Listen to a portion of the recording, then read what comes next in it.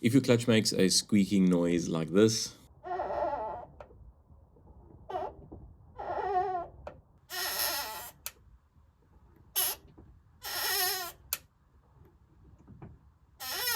or it's a noise similar to this, in this video I'm going to show you why it is happening and how to fix it. And thankfully it's practically a free fix that you can do by yourself at home. And once it's done, it should sound like this. Well, of course you can't hear anything because the squeak is fixed. So what is causing the squeak?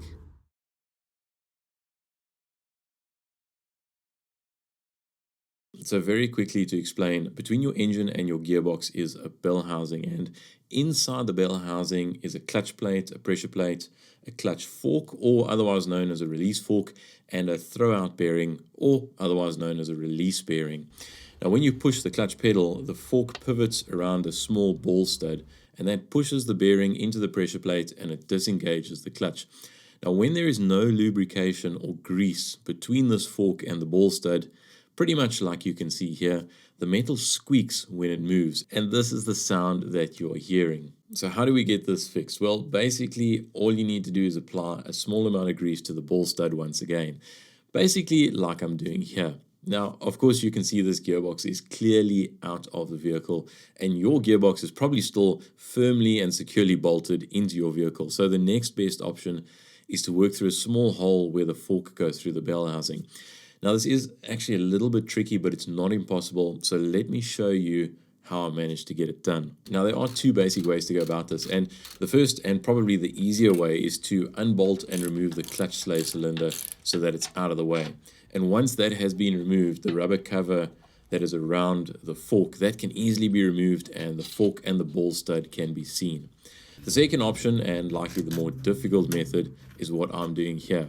And this is where I'm using a cable tie to pull back the slave cylinder rod, and that's going to create a small amount of space for the fork to move.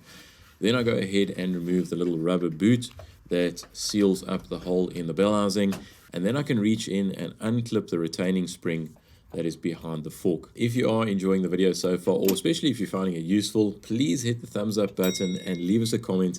Let us know what you think about this repair.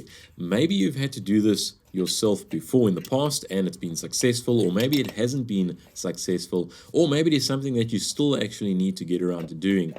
Put it down in the comments. It is always super great to hear from you. Now, once the spring clip has been removed, the fork can be pulled away very slightly from the ball stud, and there should be just enough gap to apply some grease to the ball. Now in this case, because I didn't remove the slave cylinder, the fork only moves a really small amount, but if you do end up unbolting the slave cylinder, the fork can move quite a lot more, and the gap is much bigger where the grease needs to be applied. In any event, what I did is I taped a Q-tip or an earbud onto a piece of all thread, but a screwdriver would have worked, or anything that's long and skinny and pointy would also work in this case. And I've done this so that you can easily reach through the hole in the bell housing and apply the grease where it needs to be applied. So yeah, I'm taking the Q-tip and I'm rubbing it into a small amount of waterproof grease, and then I'm going to open up the gap between the fork and the ball. I'm going to hold that with one hand, and I'm going to stick the Q-tip in and apply some grease. I'm kind of going to work it in there. And as you can see here, it is a little bit fiddly and tricky, but it definitely is possible.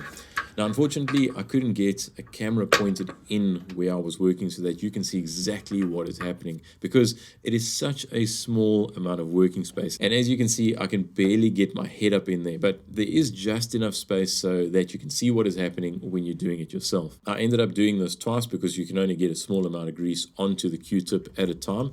But nevertheless, once I did that, and once the fork and the ball was greased, please don't forget to clip the spring clip back into place. That kind of holds the fork onto the little ball stud. Now, I don't know if this is strictly necessary, but I also ended up putting a small amount of grease onto the slave cylinder rod where it pushes against the fork. Now, once that's all done, you can go ahead and slide the rubber boot back over the fork and clip it into place back into the hole in the bell housing. And in this case, remove the cable tie from the slave cylinder. Now, if you decided to unbolt the slave cylinder, please, please, please don't forget to bolt it back into place before you climb into the vehicle and push your clutch pedal, because If you forget to do that, you're probably going to push the clutch pedal. It's going to pop the slave cylinder out, and you're going to have a way bigger job and a messy job on your hands. And once that's all done, the clutch should be completely silent and it shouldn't make a noise when it's pressed.